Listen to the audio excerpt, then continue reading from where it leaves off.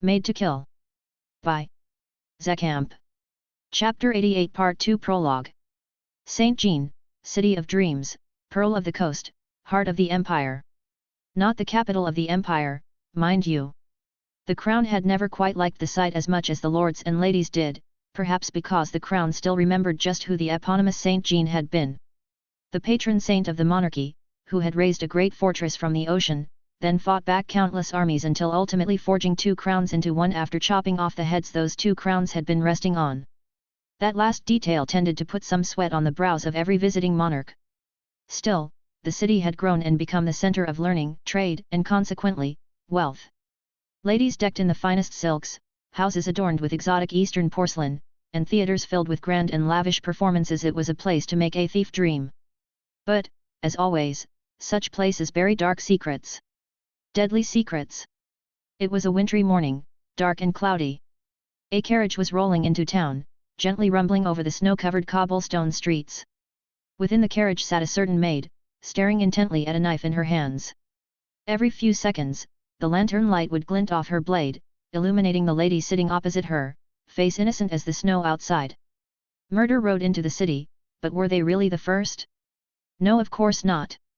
In this city, murder had been lurking for a long, long time. Far from the elegant apartments of the gentry, in the grimier parts of town where the snow was stained black, a man paced the streets restlessly. The few passing by at this hour did not see him, for he did not wish to be seen. He was waiting and getting impatient. The dagger in his hands was agitated, and he was starting to eye the windows of the house he stalked. Should he just go inside? Nobody here could stop him, but that wasn't quite his style. It would be inelegant. There had to be a separation between the before and the now. Then finally he heard the door open. His form melted to shadow, and he sat still, observing the young woman who had just stepped outside. A weary but still pretty face, with too many creases for her age. Humble clothes, but the man knew the sack on her shoulder held finer ones. They were only used for work. The woman grimaced at the snow piling high but steadied herself, and began trudging through the snow, face fixed in determination. Her breath fogged, and her face grew red, but the bite of frost and wind was merciful this night. She walked, and a man was close behind. But he left no footprints, his breath did not fog. Like a vengeful ghost, he followed, waiting for the perfect moment. The most artistic moment. It came all too soon. The woman turned a corner and stepped into a narrow alleyway, only 10 paces away from her home's door. 10 paces she would never get past. The man tapped into a skill, felt the world shift. And the woman stared dully at the dagger in her neck. The snow was stained red, and gurgles of blood kept down her scream. A vicious mask and long cloak were all she saw. And a dagger that was raising up and up and up. The man, no, the murderer stabbed down, again and again, piercing her chest and stomach a dozen times before she even registered it. Her body collapsed. But he just kept stabbing. Again and again and again and again and again. Until finally, he stood there, panting, staring at his grim handiwork, once again feeling that blissful satisfaction and power. Behind the mask, his face was grinning.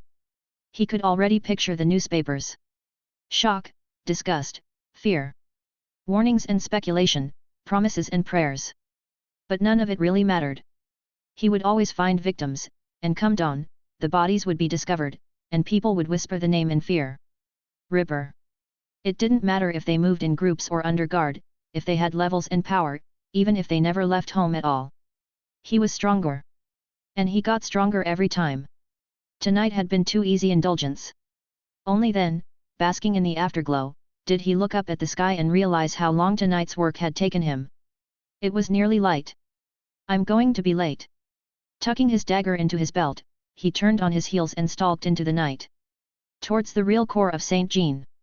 Not the docks, not the markets, not the finest of housing districts, no.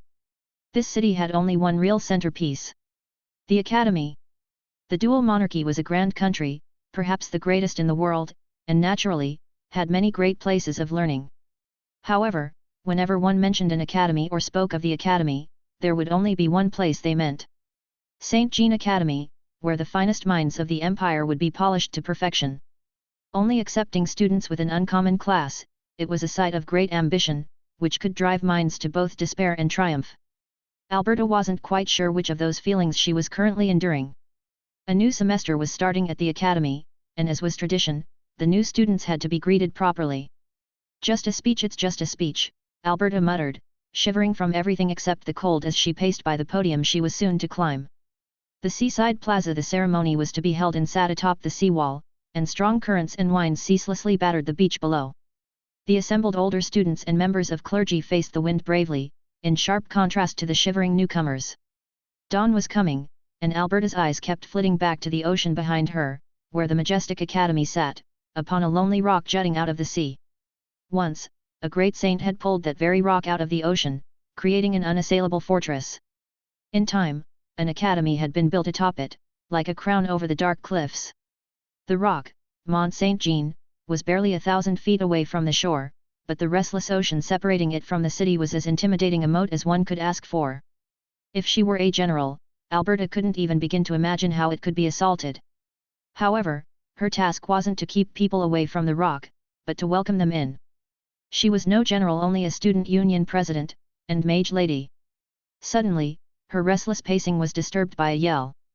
Alberta whipped her gaze to the source and saw that some of the new students had walked right to the edge of the quay, where a great splash of cold sea water threatened to douse their fine silks. "Get away from the edge!" Alberta shouted as a precise thread of mana rushed from her fingertips.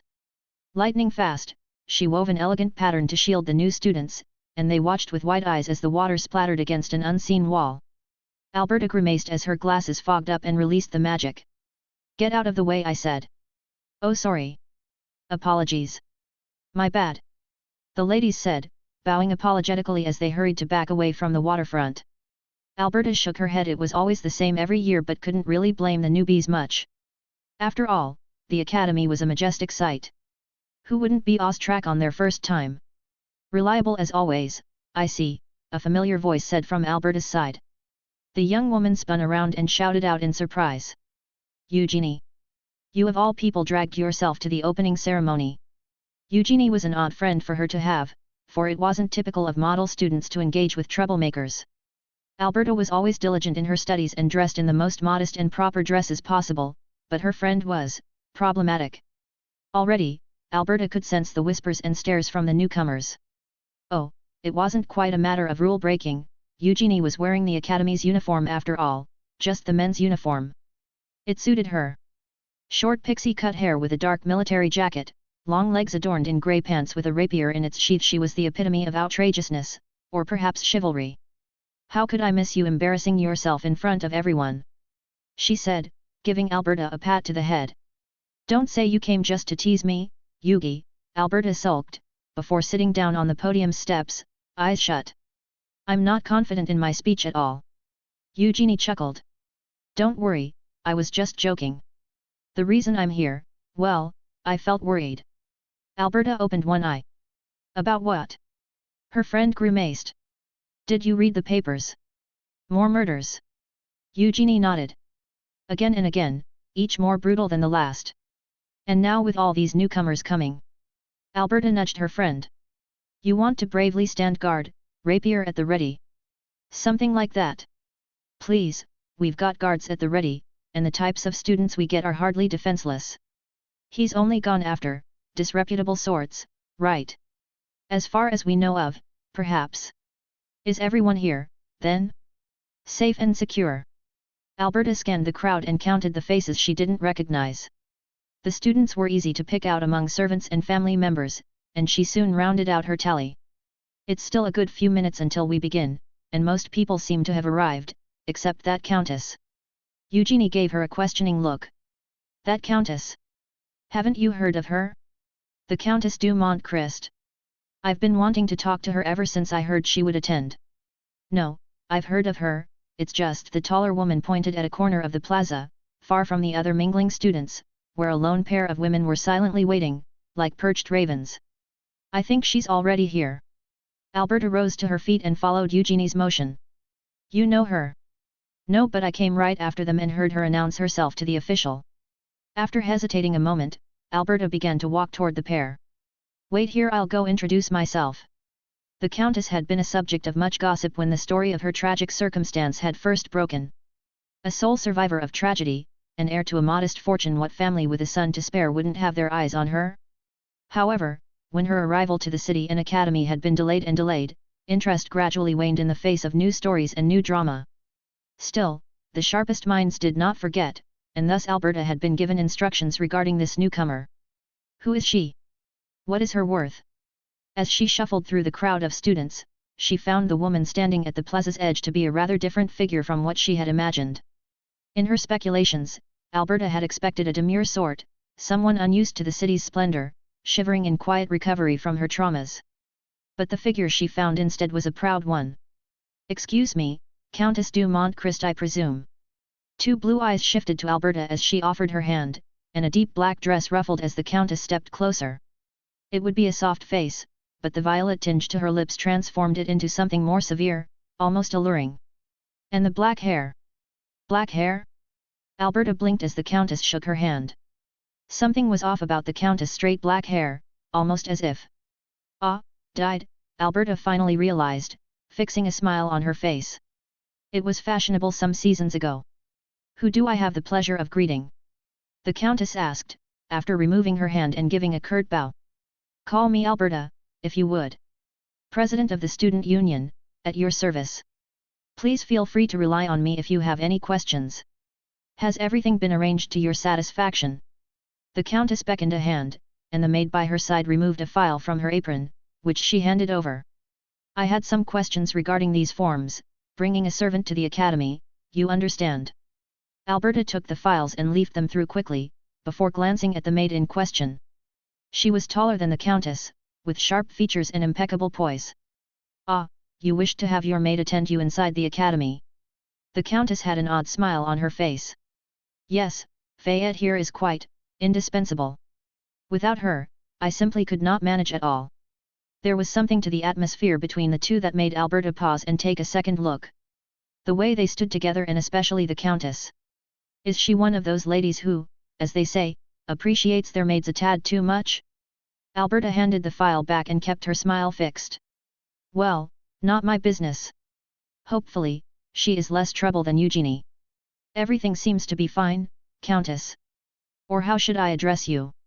We don't like to think of rank while in the academy." The dark-haired woman nodded. "The name is Anne-Marie, but please call me Marie." The mage lady nodded. "Alberta Mondaug at your service." As she said the name, Alberta sensed a sudden tension from the other two, like a gust of razor-sharp wind. Just a single moment, and then it was past. "Is something the matter?"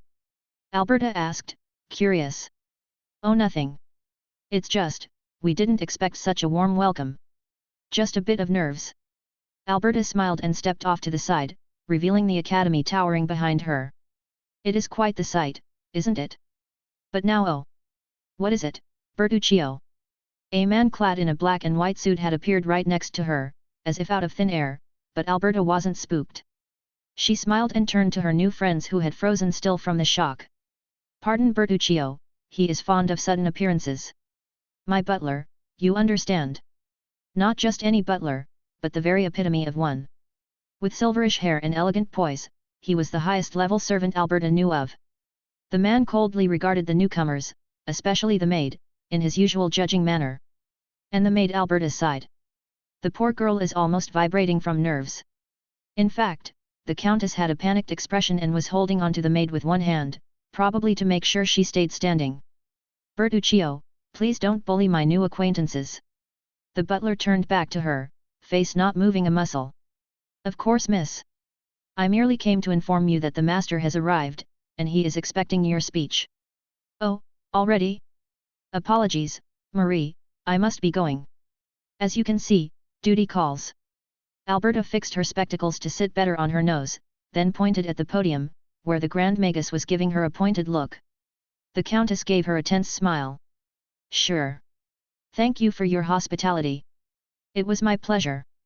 With Bertuccio clearing the way, it was easy to get through the gaggle of students and back to the podium, where Alberta stopped to take a deep breath. Right speech time. Eugenie was standing off to the side with the other older students and gave her an encouraging nod, which Alberta answered gratefully. She circled to the podium, to the Grand Magus who was waiting at its base. Only Alberta heard his words as she passed, spoken with quiet magic. Walk with pride, Alberta. You deserve your position.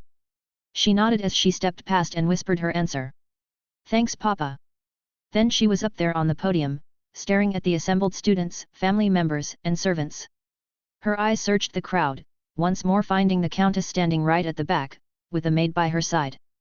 And for a moment, Alberta's smile shook.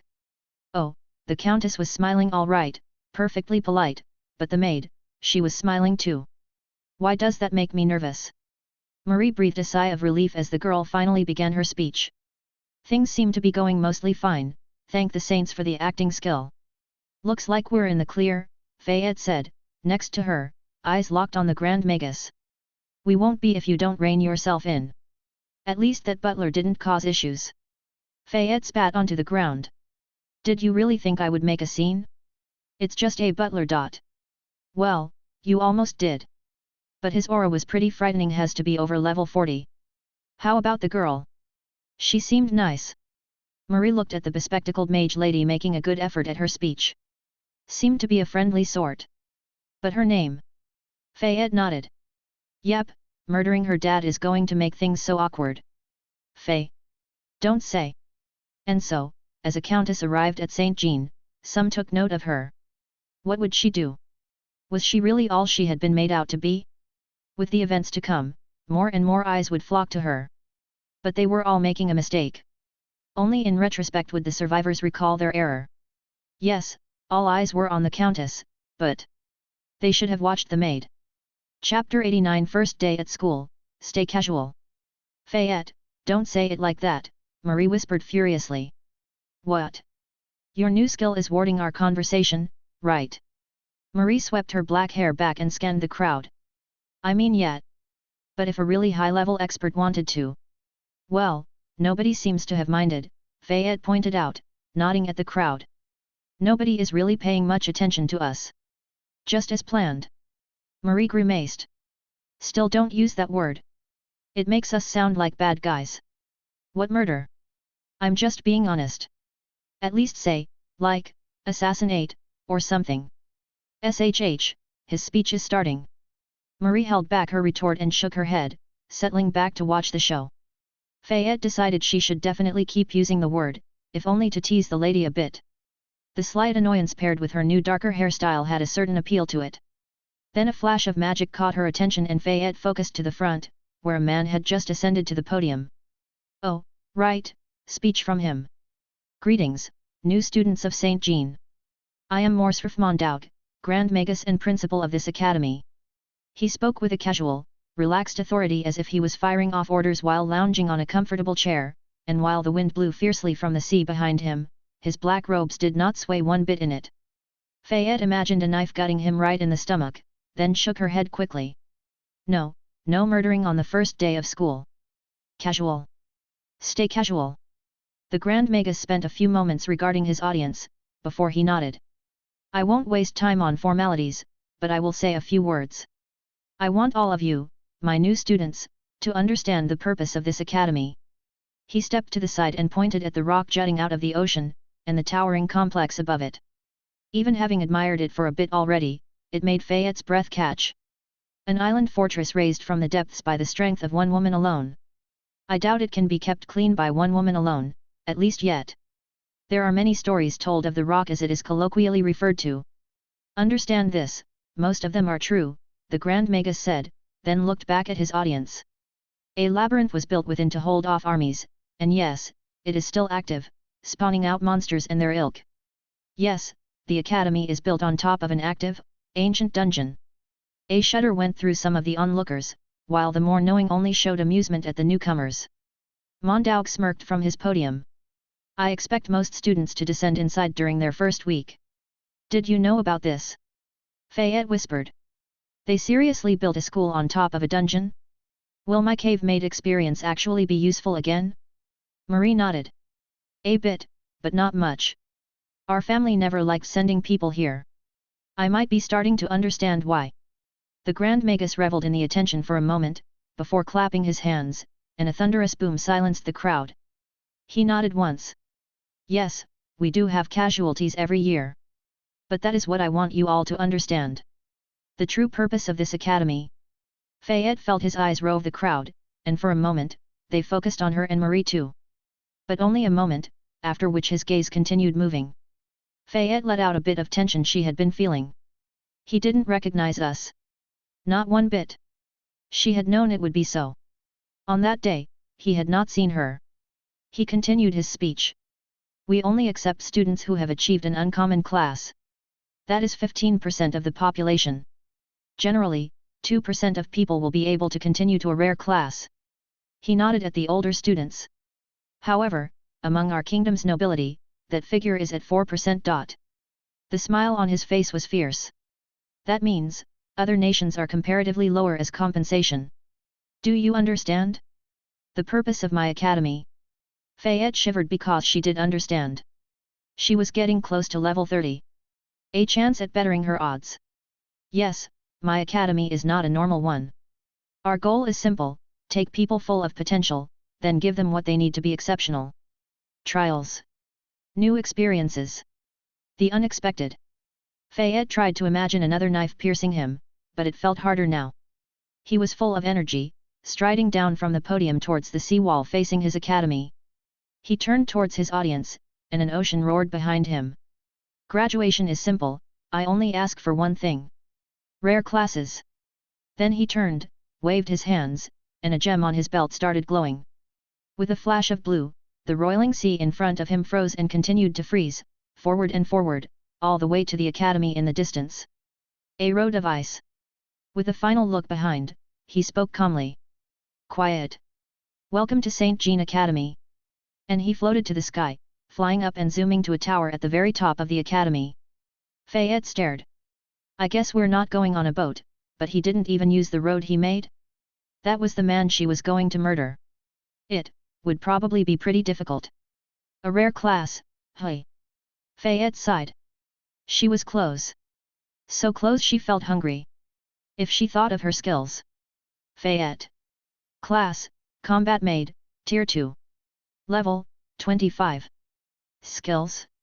Housekeeping, 3/4. Sweep dust. Spicy cooking. Dry laundry. Free slot. Attendant, 3/4. Disarming smile. Unseen attendant. Made sense, Tier 2. Free slot. Maid combat, 3/4. Maid armor. Maid martial arts, Tier 2. Blade of Maid's judgment, Tier 2. Free slot. Capstone skills, 1/1. So fresh, so clean. Free skills, 4/4. Eavesdrop. Basic alchemy, cleaning agents. Simple transmutation. Lying. There were 5 levels to go. It had been a month and a half since her judgment, but she had only leveled once. Mostly because her judgment had finally let her realize that speed was not the only factor, but also the quality of the levels. She only had 3 Tier 2 skills, so she wasn't utilizing her uncommon class that well yet. And Fayette wanted the best class options possible. So, she had to practice. She had to train her skills, to unlock new and improved versions of them. She had to get new skills, for her 3 remaining slots, then think of ways to combine her skills into new ones. And most of all, she wanted proper magic. What good was a new class if it was a boring one? Sharing an uneasy look with Marie, Fayette stepped forward, following the mass of students onto the frozen path, and started walking toward the academy. Even having crossed the frozen walkway and stepped up to a busy dockyard, their group was only halfway to the academy grounds proper. First, one had to climb up a staircase-laden pathway that wound around the rock, all the way to the top. An extremely narrow village had formed around the lower parts of the path, consisting mainly of barracks for students of the military academy, shops and services for any attending people, as well as residences for those who wanted to live closer to the grounds. As they followed the crowd up, Fayette found herself admiring the clean-swept cobblestone path, clear of any snow buildup, while Marie mostly focused on complaining about her feet aching. Then, past the village, it was a half-circuit around the rock, walking by a tree-lined path that was set in the deep shadow of the academy, which towered above, a mass of glinting windows and oppressing walls. Then finally, they arrived at a grand gateway at the top. It was a narrow landing right before the grounds, and at the very edge of the cliff, Fayette spotted a busily humming magical-powered elevator, ferrying the older students up. The student union president stood in front of the gates, smiling sheepishly. She pushed her glasses up and coughed. Yes, there is an elevator. But it's a tradition to make new students climb all the way up on their first go. Everyone should enjoy the 1000 steps at least once. They made us climb that for tradition when there's an elevator. Marie complained, gasping for breath. You have been a bit too idle the past month, Fayette replied, only slightly winded herself. Her eyes fell on the footmen and soldiers walking the trail, just behind their group. And it looks like not everyone gets to enjoy the privilege. Marie straightened herself, having noticed the same thing as Fayette. I guess there's no harm in it. Just, lacking energy. Fayette looked back to Marie. The lady was thinner, now. You really need to get back to eating properly, this is. The lady waved a hand. I have the pills. Olivia said they're enough. Enough to survive, maybe. But to be healthy. Fayette shook her head. Come on, let's head inside. Marie nodded, and together, they stepped through the gate, to a stone courtyard framed by the towers of the academy. Fayette paused for a moment at a statue that sat at the center of it all. A statue of a woman wearing mighty armor, a billowing cape, a sword in one hand and a chalice in the other, and a veil covering her eyes. Saint Jean herself. Fayette scanned the woman up and down. Looks younger than I expected. Who were you, really? She remembered the Archmagus words and looked at the bare rock she stood on. It felt solid as the ground on the mainland, and apparently, there was a dungeon somewhere right under her. For a moment, her rock-collecting instincts called to her. Just what kinds of treasures are there down there? But she shook it off, fixed her view on the towers high above, and walked on back to Marie's side. The Grand Magus lives in, that one, right? Maybe her knife wasn't strong enough, but there were other ways. Fayette tilted her head, examining the sturdy-looking walls. Maybe a bomb? Fire and explosions usually work out for me. Fayette, whatever you are thinking, please stop. Fayette tsked and prodded Marie back to motion. Fine, fine, I'll stick with what we promised. No murder on the first day, Fayette. Stay casual, Fayette. No making a big mess, Fayette. Sure, sure of course. Who does she think I am? Marie kept her eyes locked on Fayette. For some reason, I am not feeling one bit relieved. Then, they were in. Walls of gloomy brick, endless doorways and hallways, a ceiling that loomed far above, lit by gleaming chandeliers. All so expensive and gaudy. All so painful to clean. How do you even get up at those chandeliers? Fayette was standing at the back of a grand dining hall, among the other new servants, and watched Marie at her table. It was a welcome lunch for the newcomers, and various teachers and students had come up to a podium at the front to dispense information on how the academy would work until finally, the time for food to be served had come. And Marie was seated at the far corner of the room, all alone. Many were sneaking glances at her, and Fayette was taking note of every single one. To her relief, none seemed to be gazes of recognition. It had been a concern that someone would recognize the lady, but for most of her life, Marie had not done much socializing.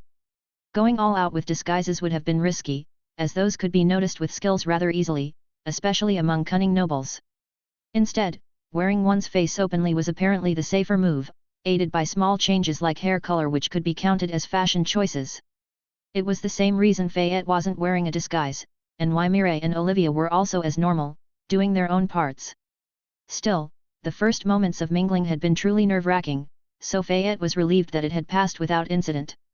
They were trying to be low-key on their first days here, and Fayette had even left her apron of holding behind, just in case any mages might think her too interesting if they noticed it. But, while Marie mingled at the tables and talked with a student council president who had come to sit by her, Fayette had her own task. So, you lot are the new servants? A grouchy woman in an aged maid uniform asked, stepping to the group of gathered servants. Fayette turned her way and bowed. The woman looked at the group and then nodded. I'm Marge, and I'm tasked with showing you all the basics, so you don't make fools of yourselves out here. Follow along now.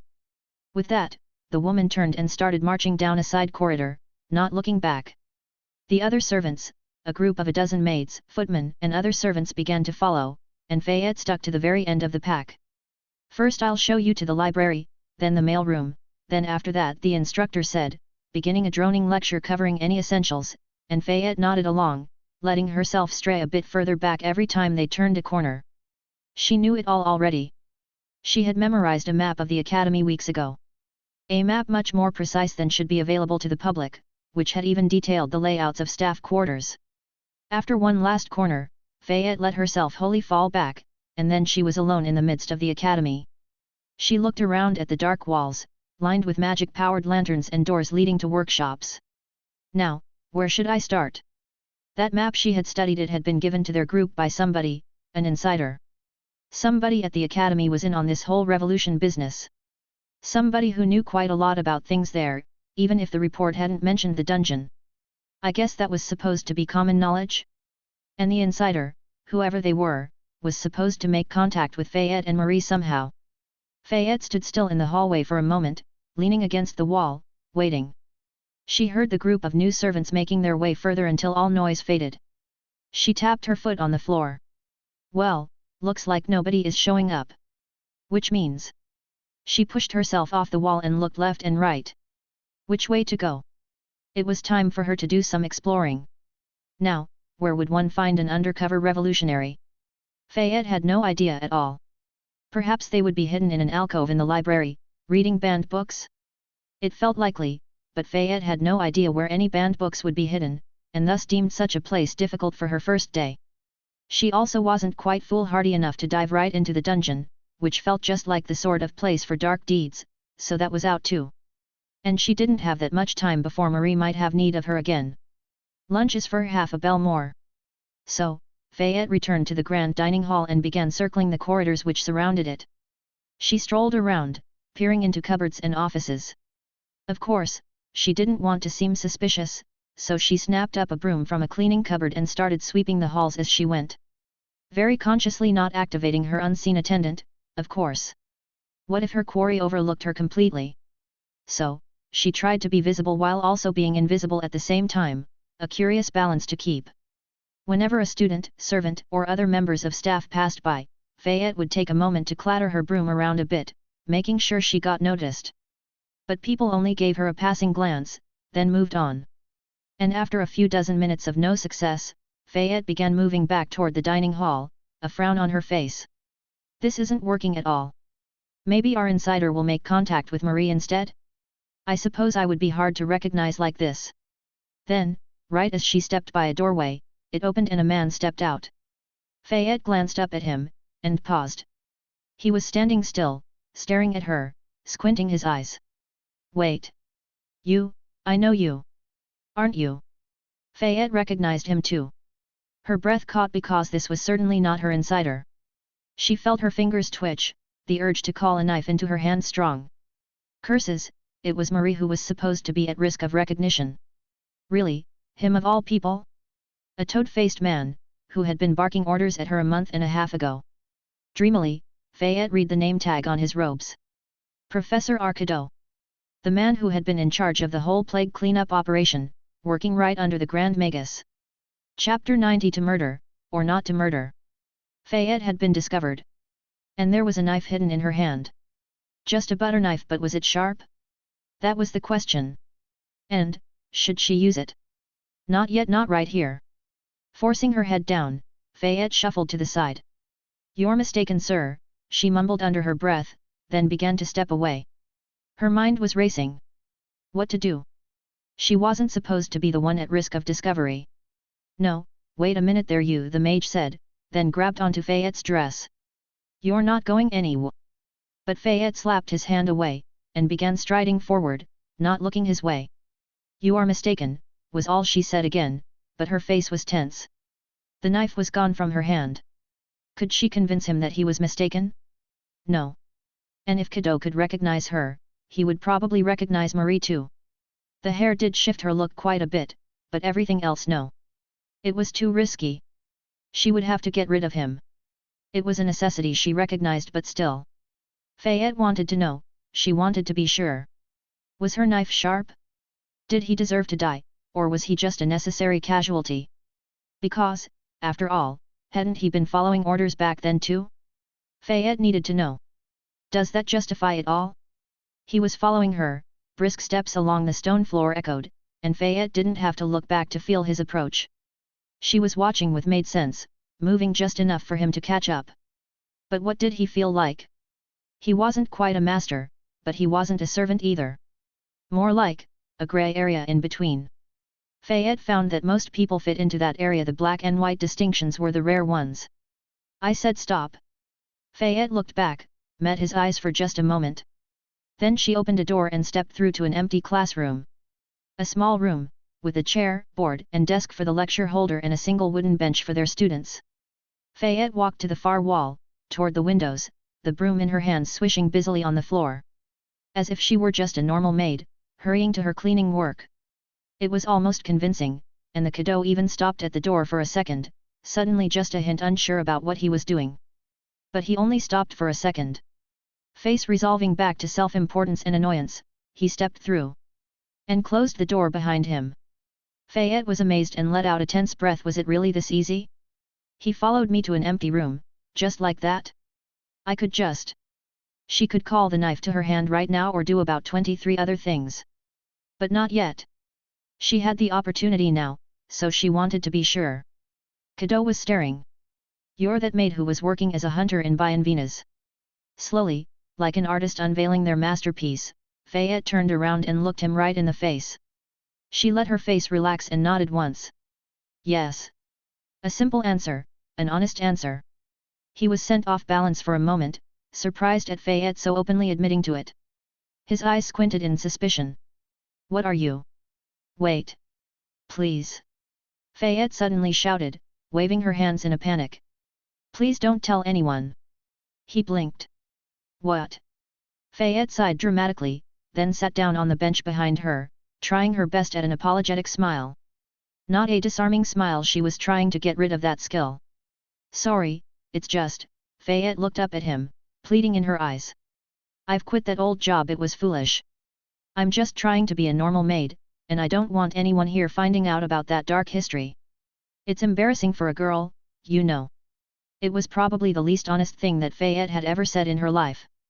Her tone was so relaxed and normal, that on Fayette's lips, it was downright unsettling. Normally, there would be no reason for it to be even halfway convincing, but it wasn't just a lie, it was lying.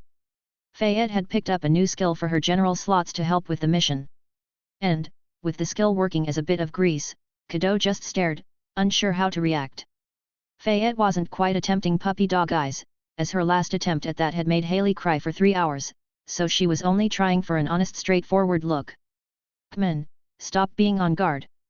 But the mage was still hesitating. Like a frog staring at a bug, trying to guess whether it contained poison. Fayette cursed internally, her smile almost twitching right off her face. Do I really have to say those cliché magic words? Fine. I'll do it. She bowed her head. Please, I'll do anything. Honestly, it was too easy.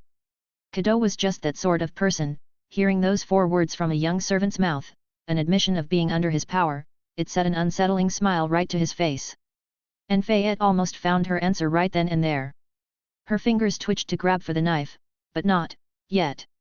Just a bit more. Anything, you say? Fayette rolled her eyes, unseen, but kept her tone level. Yes sir, please, you can't tell anyone. She peeked up and saw that Kiddo was smiling all satisfied like and stroking his beard. I'm sure we can arrange something, he was saying, thinking to himself. Fayette sighed with genuine relief, then straightened herself, and stood up from the bench. Thank you, sir. He flinched back reflexively, as Fayette hadn't quite managed to keep all the menace out of her voice, but when he looked back, Fayette was smiling almost amiably. You're a lot more obedient than you were then, and is it really? Oh no, can't let him think this thing through, how should I? Quick. He wasn't that on guard anymore, but Fayette wasn't quite sure how to get her answer. Kiddo had acted an instrumental role to do horrible things during the plague, especially regarding Olivia, but to her understanding, he had been following orders the whole time. It wasn't an excuse, but it wasn't nothing either. It felt important. How sharp would her knife be? Or was the question how sharp should it be? She didn't really understand the skill fully yet, it was a harder one to practice, but... Sorry, but back in the city, with the plague. Fayette blurted out. He flinched, then nodded, yes, what is it? Fayette turned to look out the window and began shifting the curtains as if to clean them, while carefully leaving them shut behind. You were working under the Grand Magus then, right? The principal here. A faint hint of annoyance came to his eyes at the remark about working under someone, but Cadeau didn't deny it. Yes, I am one of his prime advisors, and took a leave from here to help. Fayette shut another curtain, dimming the room further while keeping a side eye on him. He's being awfully helpful, answering me like this, maybe I can. Nobody else came from here. What? No, it was a military matter. So you're the only risk factor then, aren't you? With you gone. Fayette shut another curtain. There was only one left. Her hand lingered, a nibbling anticipation building at her fingertips. She found her voice growing soft. Back then. He was beginning to turn around. I've got to go attend to matters, I'll be in touch. Fayette turned. Wait, just one moment. He turned back, hand on the door handle. What? Eavesdrop told her the hallway outside was empty, so Fayette closed the last of the curtains, then stepped forward. She had thought it over, and come to a simple conclusion. A way to figure out what was right. She was watching the mage's face carefully, and something in her eyes made the man pause. It was good work back then, with the plague. Fayette lied. Then she saw it, in the man's eyes. A small glow of pride. It was her answer, she didn't even need to hear him speak. Yes, he had been following an order, but it had been enthusiastic, hadn't it? He was proud of having done it all. Was that the key factor? Fayette felt a cool certainty slip into place, and then she was walking forward. She had left the broom leaning against the bench, and her right hand was hidden behind her back. There was a knife in it. Cadeau was still too, more confused than anything else, captured by Fayette's icy eyes. He wasn't alarmed or anything of the sort, after all, he was a man alone in a room with a maid. Why would there be danger? But why was the look in the maid's eyes so unsettling? Just at the last moment, when Fayette was a few paces away, he began to take the hint and shifted to the side. You! But Fayette suddenly dashed forward, right hand forward, bringing something shiny up and up. The blade of servant's judgment was sharp. The knife hit his neck, and cut through skin like butter. It was a moment frozen in time. It bit into his airway, he was stumbling back. And then the knife passed out, sending a bright spray of blood all over the wall's tapestries. Cadeau, leaning against the wall, had a hole in his neck, and was choking on blood. His eyes were wide with surprise and disbelief. He couldn't scream, no air would pass. And Fayette stepped in, bringing her knife back in for a second cut. But then magic was surging on the mage's skin, illuminating a bright pattern of red tattoos. Fayette tasted fire on the air. It was gathering at his hand, into a bright spot. Fayette brought her left hand over it. She felt the heat, but not a burning one. She had activated a magic of her own. A corked bottle was on the floor below her, empty, and over Fayette's left hand. There was a coating of water, like a shimmering glover, it covered her left hand, and was smothering the fire magic before it could begin. Fayette had also been practicing. She met the man's eyes, and finally saw fear there. She gripped his hand into an iron grip, interlocking fingers, and his fire magic collapsed. "Shhh, die quietly as you should," she whispered. And she stabbed down with her right, holding him in place deep into his neck, until she felt the spine snap like a twig. It wasn't a fight. There was no contest, no fighting chance to it. This was murder. The light faded from the man's eyes. And Fayette stabbed him 6 more times just to be thorough. Stab, stab, stab. Before his body could fall to the ground properly. Heart, eye, liver, neck again, elbow, top of the head. She snapped out of it when her next cut hit only the air. Fayette stared at the body below her, kneeling as if in prayer, and pooling blood onto the floor. Good work cleaning out the deserving. Progress to next level, 60%. Oh, nice. That was a decent bit. Fayette blinked. Then she took one step back, and her boot left a bloody footprint on the floor.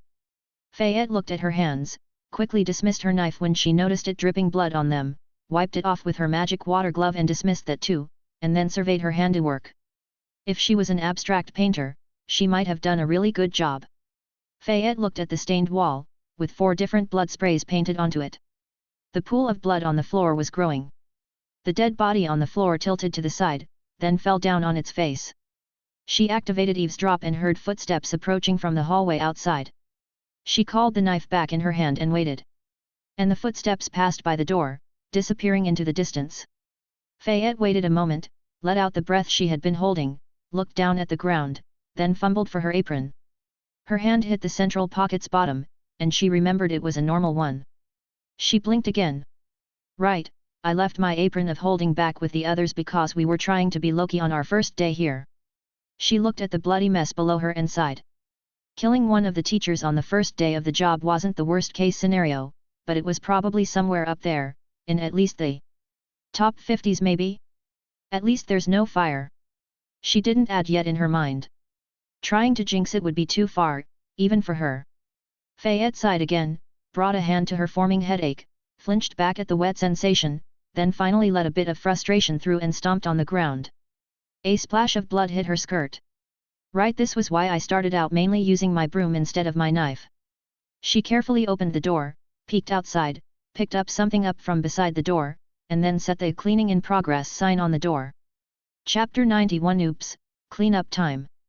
Marie was glad that things were proceeding smoothly.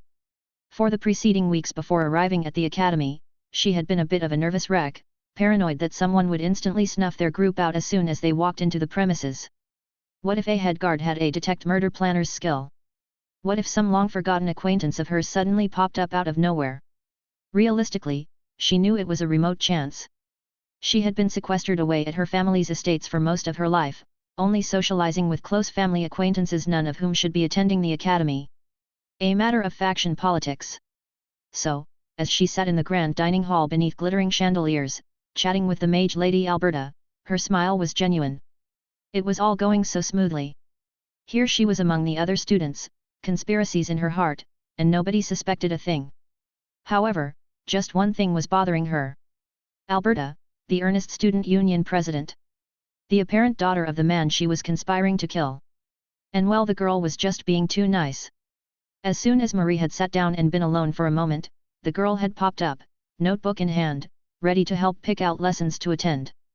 Apparently, students at the academy didn't have many shared, large attendance lectures. Instead, professors would hold private gatherings to discuss their teachings, and students would have to petition them to be allowed in. And Alberta, pigtail hair swishing every time she pointed out another teacher, was very eager to explain it all. And then there's Miss Igton, who researches magical bindings. I'm sure she would gladly take you on as a student, and if not her then perhaps Mr. Marie wasn't really listening, rather, she was peering at the girl's forehead, trying to pierce through to the mind. She remembered what the Grand Magus had done, but she also remembered how warmly the girl had looked at him. Was she also secretly callous, hiding beneath a veneer of friendliness? And why was she helping Marie in particular so much? Did she perhaps suspect something? Sorry, just a moment, Marie interrupted, raising a hand. Alberta paused mid-sentence, her eyes focused, then she gasped. Oh no, sorry. I've been prattling along much too long, haven't I? Despite herself, Marie couldn't stop herself from smiling a bit at the girl's earnest tone. Alberta's back was always straight as a ruler, and her bespectacled eyes were a restless sort, always either flitting about or staring off into the distance, all of which served to give her a sort of frantic energy, eager to burst out. Marie forced down her smile. Can she really be this wholesome? Oh, I don't mind it, I'm just curious. You're the student union president here, for everyone. Why are you being so helpful to me in particular? Marie asked. She nodded to the side, at the other students all around her. Nobody else is really taking much note of me. Alberta got an odd expression on her face and turned her face down for just a moment as if hesitating. Ah well, it's nothing major, it's just, gathering her resolve she looked up and met Marie's eyes with ones of deep sympathy. I heard your story, about your family, and it was just so tragic. How could I not help out? Marie kept her face smooth. Right, the Countess is supposed to be an orphan survivor of a family massacre. Is she really just being kind for the sake of it? Well, I suppose it might be useful. Or risky. She nodded. Well, thank you. You're being a big help. Really, I was expecting marriage inquiries, or something of the sort first. Alberta narrowed her eyes and scanned the other students, glaring at a few who were listening along. She lowered her voice to a whisper. Truth be told, those types are around, but I think I'm warding them off for now. Also, it has apparently been difficult to find precise information on your holdings, so people are being quieter. A blessing, that, Marie replied. I appreciate your efforts. It's no issue, Alberta replied, smiling. She thought for a moment, then placed a gemstone on the table. Just, can I ask a question in turn? This is a privacy ward. Marie's eyes shifted to suspicion. Ah, is this when the veil comes off and she reveals her evil nature? What sort of question? Oh, nothing important, just Alberta nodded at the plate of food in front of Marie. A generous helping of potatoes with some meat sauce completely untouched. Do you not find the food to your liking? Oh that, Marie said, grimacing. She sighed, looked at her full plate for a moment, then fished around in her pockets for a bit, bringing out a small box. My recent experiences have made food a bit difficult. Particularly meat. Reminds me too much of. Marie shuddered. The image of plague victims being ripped inside out by magic still haunted her. How did the others get over it so easily? Oh no. Sorry for reminding you of that. Alberta gasped, horrified. But don't you need to eat to survive? How are you managing without food? The lady smiled sadly and opened the small and silvery box in her hand, revealing 3 red-tinted pills. A friend of mine is very adept at medicine. She prepares these pills for me, and they provide most things I need. Marie took one pill out of the box, held it up for a moment to let Alberta see it properly, then tossed it in her mouth and gulped it down with a sip of water. The aftertaste was acrid, but a cooling, energizing sensation quickly began to radiate out from her core. Ah, much better. But Alberta still didn't seem convinced. Is that really enough? Oh, don't worry, I've been using these for months and it's... Marie's sentence wandered as she noted that Fayette had reappeared at the edge of the room, an anxious look on her face. The maid was waving their emergency hand signal at her. A hint of panic hit the lady. Oh no, has something happened? She motioned back, displaying 5 fingers. How severe? Fayette thought for a moment, then held up 2. Marie relaxed. Okay, nothing too bad then. She turned toward Alberta, who was watching her curiously, and bowed apologetically as she rose from her chair. Sorry, it looks like I'll have to go have a word with my maid. Oh no problem. I'll be available to talk if you need help with anything else, Alberta replied, taking away the privacy ward. Marie crossed the room to Fayette, who was pacing nervously by a doorway, and finally activated her control conversation as she reached her. All other talk faded. What is it? Fayette didn't quite meet her eyes, instead turning toward the hallway. Well, it will be easier if I just show you. Over here. Marie nodded and followed. How bad can it be? Fayette looked back at her. Just, don't scream, all right? Marie gulped. Marie did not scream, and that worried Fayette more. It wasn't as if the room was that horrifying anymore. Fayette had gotten rid of most of the blood and moved the body to the edge of the room where it wasn't quite visible from the doorway. In fact, Fayette thought she had done a pretty good job so far. But the lady had stepped into the room, seen the mangled corpse with an excessive number of wounds on it, then just looked at it, with absolutely no reaction at all. Her face was blank, and her eyes didn't blink. Fayette quietly closed the door behind her and made sure the cleaning in progress sign was in place. Marie? Please don't get mad. I can explain. Marie pinched herself on the cheek. Fayette, I'm not waking up. Fayette held the lady up as her legs swayed. Sadly, this isn't a dream. Marie closed her eyes, held them shut for 5 seconds, then cautiously opened them again. Fayette, the dead body is still there. Fayette nodded. That it is. It's really there? Fayette, you were gone half an hour. Why is there a dead body? Don't you recognize him? What with the face all mangled up like that? No. I don't recognize whoever that is. Someone we know. Remember that annoying mage guy who was in charge of things in Bienvenus? Oh, him. His name was Cadeau, I think. Fayette let go of Marie, who seemed mostly stable now, and walked to the corpse to indicate the name tag on the jacket. Well, he was a teacher here apparently, and he recognized me.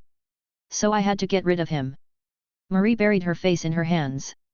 Gah, I suppose that's correct then, nobody saw you do this. Fayette shook her head. Nobody should have seen me walk in this room with him. The halls were quiet and I checked with eavesdrop every time. I think we're mostly clear.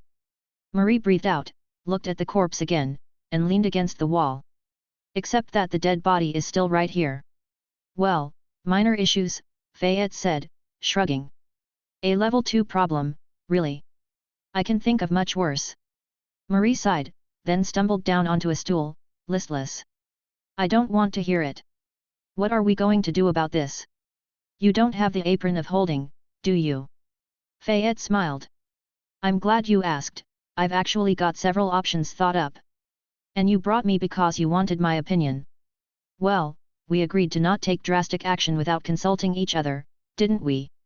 Marie stared for a moment at the eager-to-get-to-work maid, then finally decided to give up. Just, tell me the plan. Please have a good plan. Today was going so well.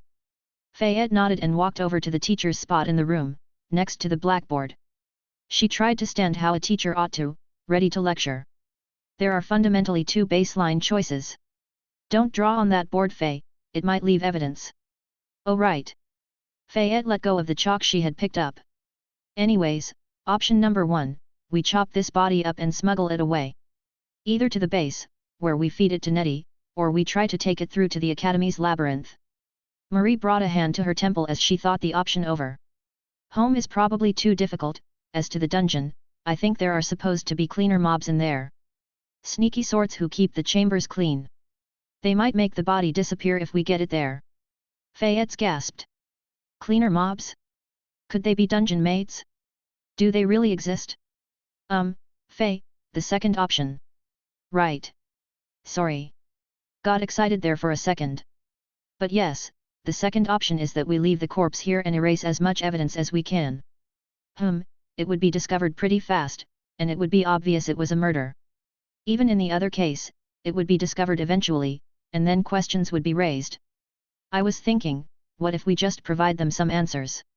Remember what we talked about, the 3 parts of a murder. Assassination, Marie corrected. Fayette rolled her eyes. Same thing. Seriously, why do you need a whole separate word for murdering rich and important people? Marie glared. Well, an assassination is more planned. Righteous. You know, politics. You think most murders don't have motives and planning too? That they don't matter. Fayette shot back, unimpressed. The lady sighed. I give up. Just get on with it. The 3 parts of a murder: the location, the weapon, and the suspect. Fayette nodded. Right, we have a location here, and the weapon used should be pretty obvious, so we just need to give them a suspect and the case will be closed right off. Who do you have in mind? Marie asked, curious. Fayette smiled confidently. It's simple, we blame the butler. Marie stared. Fayette stared back. What? I'm sure it would work. That guy had such a creepy feel. You're not just doing this because you hate butlers, are you? Fayette looked away. Perhaps. Just a little bit. It's no good? I couldn't really think of anyone else. Absolutely not. That butler works for the principal, he would be practically running things here. And how would we frame him anyway? Marie said. The maid sighed and called a knife into her hand, then took a step toward the body. Do I have to get to chopping then? No, actually wait just a moment, Marie said, looking over the corpse. Blood was starting to properly pool below it again. You really didn't hold back on him, did you? I got a bit into it. You have some sort of idea? The lady nodded slowly, expression growing more and more sure by the moment. Yes, actually. And it might just work. Did you hear the news? About what happened today? Not one bit, Fayette replied, shaking her head. Marie looked her in the eyes. Apparently, there's been a murder in the city. Fayette looked at the murder victim laid against the wall. Well, yes. Obviously. Marie almost laughed. No, not this one. A whole murder spree. Apparently, there's a murderer on the loose, and he's been leaving a lot of corpses behind. The Ripper, they call him. She pointed at the dead body. Murders all the victims with a knife. Trademarks involve excessive violence, ripping out entrails, and leaving the corpse somewhere where it will be discovered. Fayette was starting to get the idea. The body was already badly cut up, but if she were to stab it just a little more. She called the knife into her hand and rolled back her sleeves. This could work. A whole bunch of cuts right in the gut. Anything else I have to keep in mind? I'm not sure, Marie said, grimacing. I only heard a quick remark about staying safe at night. I didn't get many details. Then I'll just have to trust my instincts, Fayette replied, confident. Should I get to stabbing? The lady hesitated for only a moment. It's probably safer than trying to transport it, yes. Do it. Fayette kneeled down next to the body, careful to keep her apron and skirt clear of any pooling blood. You don't have to watch. I know you're still recovering from the last bit. I know. But I feel like I need to face this. The reality of what we're doing. Maybe it will even help me get used to it, Marie answered. Her choice. Fayette turned to the corpse. Then, here goes nothing. She began stabbing. Stab stab stab. Right in the gut, as she imagined a murderer would do. It was actually sort of fun. Just stabbing away, trying to turn a body into a gruesome mess. Marie was staring, not blinking one bit. It was just so captivating. Horrifying but also fascinating. What does a human look like when opened up? Up and down went the knife. Back and forth. In and out. Cutting through flesh like butter. It was only a minute, but the process felt like an immortal moment. Only Fayette, Marie, and the corpse. A small room, hidden away from everything. If they had not been so caught up, they would have noticed. But they didn't. So absorbed in the work were the two, that they did not hear the approaching footsteps from outside the door one bit. And this time, the steps did not pass by. They stopped. Hesitated a moment, as if reading a sign. And then the door opened. Marie turned, wide-eyed and totally surprised. Fayette froze in place, knife mid-swing. Hells! Who would? Of course, there was one sort of person who wouldn't stop for a cleaning in progress sign. The sort who were the ones leaving them. Of course. Who else? There was a maid at the door. She was in the academy's dark blue worker's uniform, apron stained with soot. Black hair, medium height, and a face full of freckles. She was just standing there, frozen in place, staring into the room. For that moment, Fayette waited. But there was no scream. There was no panic. The maid wasn't even looking at the corpse. No, her reaction was. She smiled. Wide, as if it was the greatest joy possible. Because she had been staring at Marie the whole time, surprise and recognition roiled in her eyes. She stepped into the room. Marie. So that's why my skill was pinging. I almost didn't recognize you with the new hair. It's been years and... Fayette flinched back. What? Marie on the other hand had recovered from her own surprise and waved a desperate hand. No Juliet, don't come in. And then the new maid's head turned. To Fayette, who was bent over a gruesome corpse, knife raised mid-swing. Her face paled. Fayette looked at the raised-up knife in her hand. She did not use disarming smile. Oh, Mr. Cadeau, you don't look so good, the girl said. It was all she said. She took a single step in, wobbled on her feet, and then her right foot slipped, and she teetered. The maid fainted on the spot, and collapsed to the ground. Thud. It was a soft fall, cushioned by a rug. She seemed okay. Fayette and Marie shared a long look.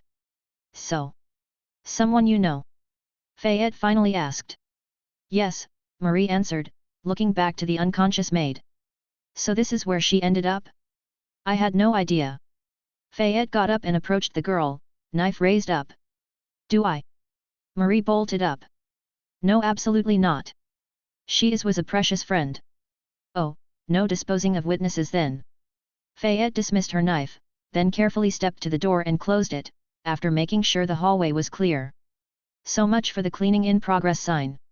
She sighed and turned back to Marie, who had bent down next to the unconscious girl, hand on her forehead, eyes blinking in disbelief. So, who is she? Fayette asked, almost huffing. She found herself oddly annoyed. Marie flinched, then looked up at Fayette. Right, you don't know at all. Well, not quite the introduction I had someday hoped for, but Fayette, she pointed at the girl, this is Juliet, and she was my maid-in-waiting for a long time. Until my family dismissed her 3 years ago. We were close. I had no idea where she had ended up. None at all. Fayette looked at the girl, feeling odd. An old friend of Marie's suddenly showing up? A close friend? She stared at Marie, and at how she was looking at the black-haired girl. An maid too? What? Marie asked. Oh, nothing, just, Fayette pointed at the dead body in the corner of the room. Not the best reintroduction, is it? Oh hells, Fayette, we look like murderers. I've been trying to say that all along, you know. Chapter 92 Juliet Morel. It's not visible right now. Not from here at least. Maybe I'll move it a little bit more. No, wait, that reveals the other side. This is probably the best it's going to get, really. Well, fine. Should I wake her up? Do it. Fayette nodded, then uncorked her flask and threw a generous helping of cold water at the unconscious girl's face. The effect was immediate. With a gasp, the black-haired maid shot up and looked around with wild eyes, before finally settling her gaze on Marie, who was standing in front of her. She blinked with confusion. Oh. Marie, is that really you? There was a murderer and a dead body and... Her voice quieted, and she paused, blinked again for a moment, then finally looked around the room.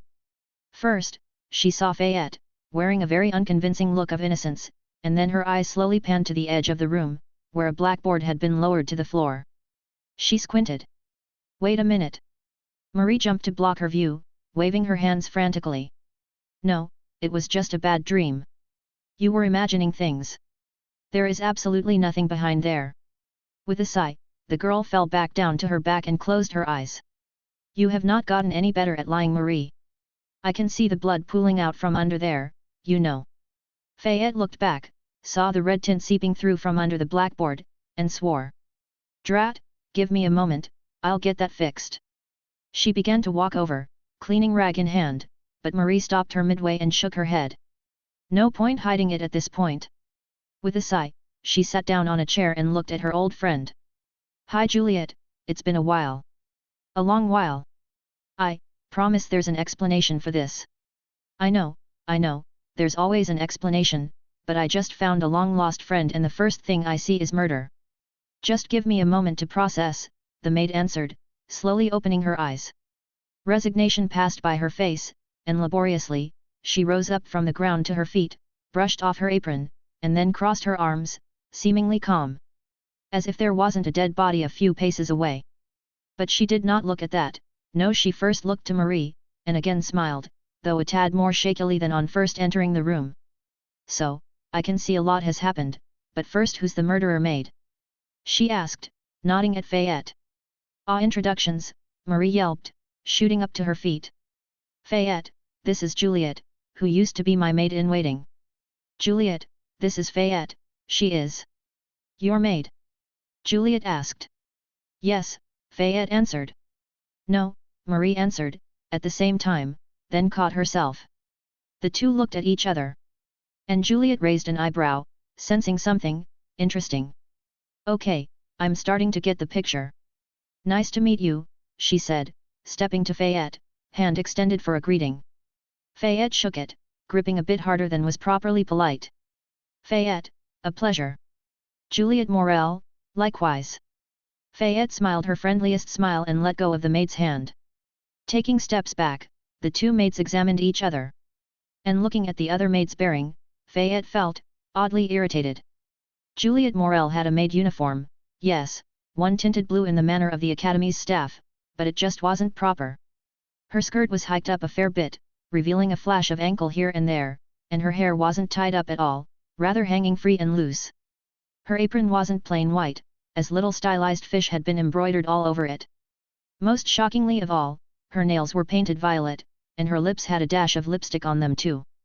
Absolutely scandalous. Not proper at all. Fayette worked her facial muscles desperately, trying to stop her brilliant smile from devolving into a grimace. But Juliet just calmly looked over Fayette, then at Marie, then back to Fayette again, until finally she seemed satisfied. You know, I've never met a murderer before. It's not a murder, but an assassination, Marie corrected. You know politics. Really now? Juliet snorted and waved a dismissive hand, PSH, that's just something rich people say to feel better about it. Fayette finally let her forced smile fade and glared at the girl. Hey, that was my line. She crossed her arms and looked at Julie with doubt. You're taking this oddly well. It's a murder, as you said. Not going to go scream for help. Juliet didn't rise to the bait. Instead, as if at a tea party, she sat down on a nearby chair and leaned back. I've worked at the academy for 3 years, I've dealt with worse. Just a little shock. And if she's going around arranging murders, I trust Marie has a good reason for it. You're really not angry or something? Marie asked, equal parts shocked and relieved. Well, of course I'm rattled that my little Marie's mixed up in something like this, she said, pointing to the blackboard, where the blood was becoming increasingly visible. She leaned back in her chair and caught a glimpse of the corpse, and flinched back at the sight. But well, this fellow was always pretty annoying. Fayette was oddly impressed. She is pretty easygoing, reacting like that to all this. Does that come with working for mages and such? We have a lot of catching up to do, but how did you find us anyway? Marie asked, collapsing backward on her bench. Easy, I finished preparing the final dishes for the big dinner, and finally followed my story to tell skill. It was telling me that someone here had a lot of gossip to share with me. Juliet answered. I've leveled up a fair bit in these years. Oh, that sounds useful, but wait, Marie said, thinking. She shot up to her feet. Did you say final dish? Juliet nodded. The event will be ending soon. Oh no. I have to be there for the ending bit, can I still make it? Marie asked, panic rising. I have things handled here, don't worry, Fayette said with a reassuring pat to the shoulder. I think you can still make it. I can help here, so don't tarry, Juliet responded. Thanks, Fayette. Thanks, Juliet. Right, no blood on me, is there? Marie said, hurrying to the door as she examined her clothes. All clear, Fayette answered. Yes, good, meet up with me once you're done, Marie said, opening the door, dashing through, and slamming it closed behind her. Fayette heard her footsteps tapping down the hallway outside until they faded. And then the lady was gone. And Fayette was alone with the new maid. A deep silence descended. So, Juliet began. So. Fayette replied, crossing her arms. So, what's the plan? Juliet asked, rising up and pointing at the dead body. Fayette blinked. Oh, right, plan. Yes, there was a plan, wait a moment, she said, hurrying to the blackboard and then lifting it up. She began taking it back to its proper place, up on the wall, revealing the massacred body in its full glory. Juliet paled a bit at the gory sight, but stood firm, examining it. She snapped her fingers. Wait a moment, I think I see what you're doing. This arrangement, you're trying to frame the Ripper, right? Fayette looked back at her, impressed, and nodded. That's right. I was trying to make it look right, and then you walked in. Completely ignoring my cleaning in progress sign, she sulkily added to herself. Juliet was nodding along, looking the body over. I can see it, it's almost right, but the details, I don't think they quite match up with what you're going for. What do you mean? Have you seen one of the victims? No, thankfully not, but I have heard all of the gossip, and I do mean all of it. Juliet gestured at the body, pointing at the myriad stab wound all over it. You're missing the blood. There's too little of it. All the descriptions I've heard have said it was pooling all over. Fayette stepped over to the corpse and immediately realized her mistake. Ah, you're right. I had to move it from by the door, and I didn't know what the plan was, so I cleaned away a lot of it then. Can you get it back? Yes, it's simple, Fayette said, eyes focused on the body. She reached into her apron, and took out a flask filled with red liquid. It had been a simple matter to collect it all away with her magic. Good thing I kept it with me, give me a moment. She uncorked it, then whipped the flask in her hand, sending forth several sprays of blood over the body and the wall behind it. She stepped back and examined her work like a painter judging her canvas. Did I get it right? Juliet stepped closer, and gave the body one more look over, before nodding. I think that's about right. So? Fayette asked. Juliet looked back at her. So, what's the next part of the plan? Oh, right. Fayette looked at the corpse, then around the room, and slowly, almost like gears turning and more like brooms sweeping away dirt, her thoughts came into focus. Now, we make sure there's nothing left from us here, fingerprints or the sort." She looked at the other maid who had stepped away from the body, and once more felt a flash of irritation at Juliet's relaxed attire. But even sloppy as it may be, it was still a maid's uniform. An A-maid always had one job. "You're a maid too, then?" Juliet raised an eyebrow, then gestured at her fish-patterned apron. "Well, yes. Of course I am." Fayette smirked confidently and took out her cleaning rag. "Well then, can you clean?" Fayette slammed the door behind her as she followed Juliet out of the room. She felt irritated. Because Juliet really had been able to clean and had even seemed more experienced than Fayette at cleaning away evidence of trespassing. Almost as if she was used to being discreet about her doings. And for some reason, Fayette didn't like it. "Gah, why am I feeling so competitive suddenly?" But she forced the grumbling down, a normal neutrality to her face, and followed Juliet out to the hallway, eavesdrop ready to detect anybody nearby. Great teamwork in cleaning up the evidence. Progress to next level, 75%. Fayette let out the breath she had been holding. "I think we're in the clear." Juliet's stiff poise relaxed too, and she slowed her walk to a more natural cadence. "Can't say I want to do something like that again, but the first time bonus for experience is nice." "Should we be talking like this? Out in the open?" Fayette asked, looking at the closed doorways lining the hallway, a bit nervous. "Don't worry, it's between you and me, nobody will be able to make out what we're saying." Fayette looked at the other maid, narrowing her eyes. Juliet's skills, between you and me and story to tell, there was a theme to them. "Is she possibly? What kind of maid are you anyway?" she finally asked, relenting to her curiosity. "That's usually private, you know? But I suppose I don't mind, just don't tell Marie yet. I want to do a big reveal about the upgrade I got." "Fine, I won't, but what is it?" Juliet smiled conspiratorially. "I'm a gossiping maid. That really doesn't sound too useful.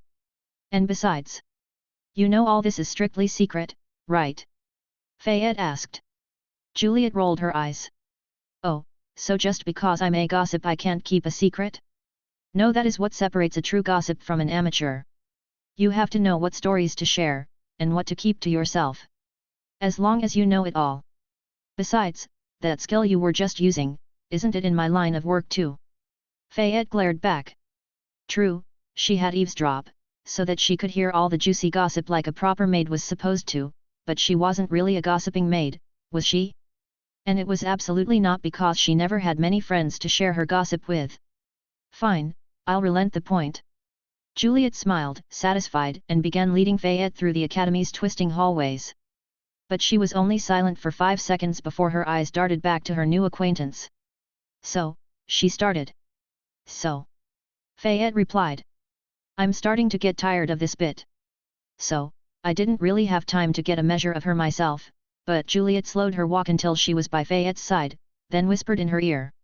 "Is Marie going through a phase again?" Fayette missed a step. "A phase? What do you mean?" "Oh, you know, hair dyed all black, hanging out with dead bodies and murderers," Juliet mock gasped. "Oh no, don't tell me she's writing poetry again." "What, no? Wait, what do you mean again?" "She used to." Fayette asked, stumbling with her words. "Nope. Lips sealed." Juliet responded, pacing back in front again. "If she isn't doing it, then there's no way I can reveal Marie's dark past with poetry. I'm not saying a word about it." "Aren't you saying quite a few?" Fayette sped up, until she was back by Juliet's side. "Wait, tell me more." Juliet looked at her with a side eye, and there was just a hint of playfulness to her almost smile. "Well, if you insist, I suppose I can reveal just a bit." "Juliet," a gruff voice suddenly said from right behind Fayette. She jumped, and Juliet next to her instantly spun around on her heel, coming to a surprisingly proper curtsy. Fayette stepped back and finally saw the man who had suddenly appeared behind her. An instant irritation struck her brow at seeing that distinctive outfit and arrogant bearing. The butler. Grey mustache and all. "Bertuccio.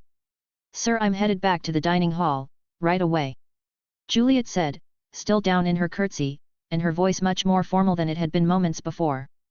Bertuccio stood still, examining her, until finally he gave the smallest of nods, and Juliet rose back up.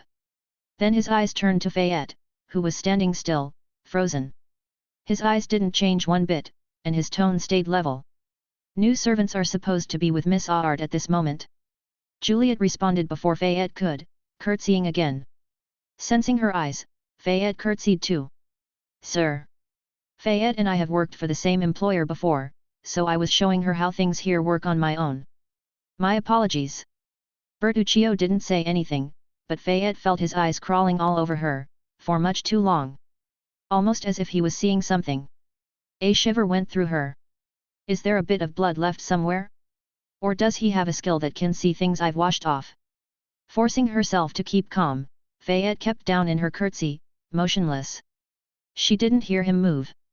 Suddenly, a cold finger was on her forehead, and Fayette felt a shock go through her. She stumbled back, reeling, as something was happening to her. Tingles all over.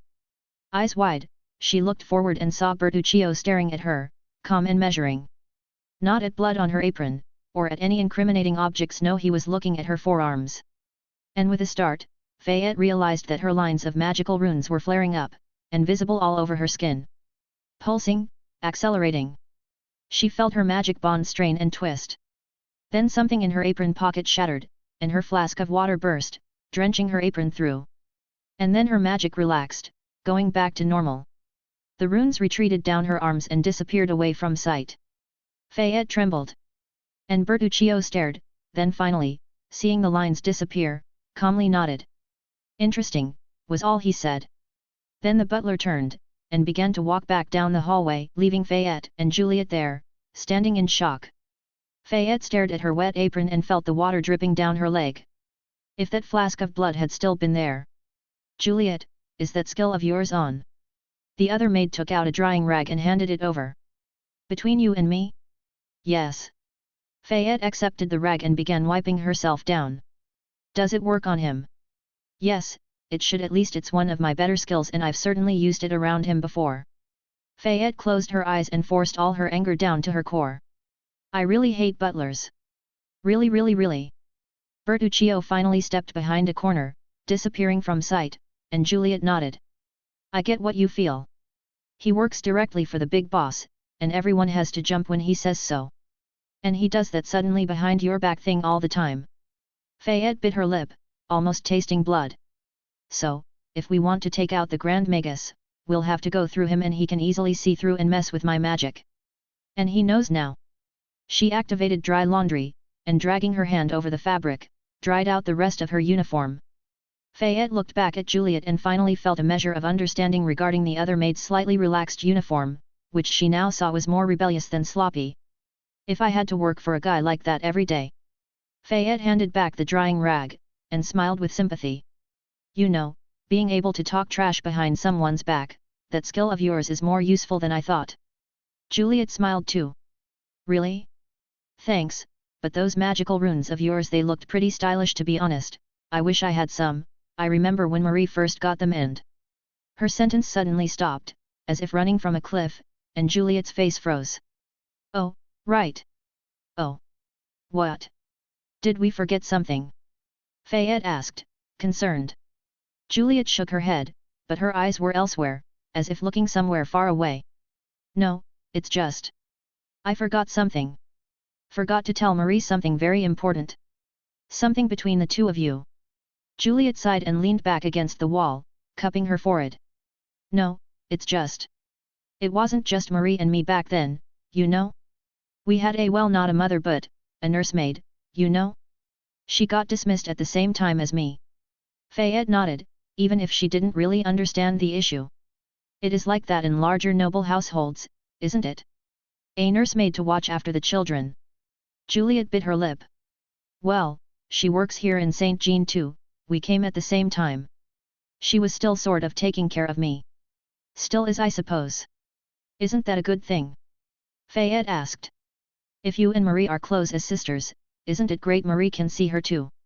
No, you see, Mercy doesn't work at the academy like me, Juliet said, nodding forward to where the butler had walked. She works directly under him. At the Grand Magus's household, understand? And keeping secrets like that so close to Bertuccio. She shook her head. It just can't be done. Fayette looked back forward, and shivered again, remembering that cold finger on her forehead. unnaturally cold, like a dead man's. Almost as if it was still there, pressing at her. She felt a headache coming on. Great! More trouble!